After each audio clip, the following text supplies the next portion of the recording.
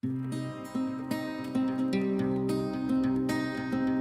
expect and demand great character from our players. That's the heart and soul of our program, not just in terms of kids who are going to represent their families and communities well, which is critical, but also in terms of having that grit factor and developing that great work ethic, that self-motivation, and especially resiliency skills. I mean, those things are critical to reaching our full potential. And to that part of it, we always expect and demand that we reach our full potential, whatever that is, whether that potential is to win every single game in an Ivy League championship or whether it is to just have a winning season. That's our expectation. Beyond that, we do expect to be an improved football team.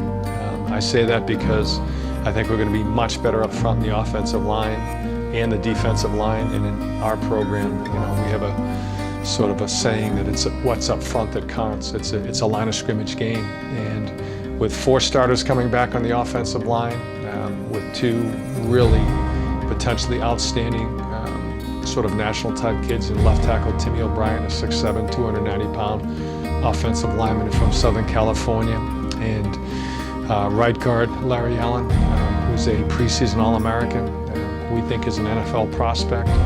We think that bodes well for our entire offense. I think the second part of that offensive equation is we really feel like we have a good group of backs, starting with our senior, Charlie Booker, out of Dallas, Texas.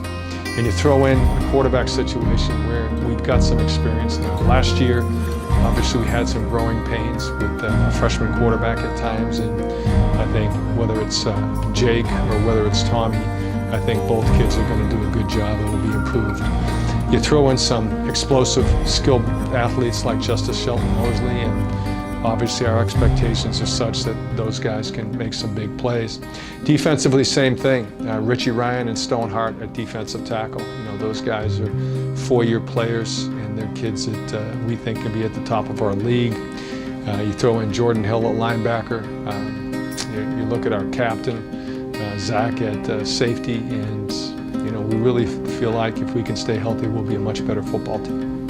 I think anytime you deviate from the norm, from tradition, in a big rivalry, it's going to be imperfect. But I know that our players are really excited to play at Fenway. I think our fans must be excited in terms of how quickly the game sold out.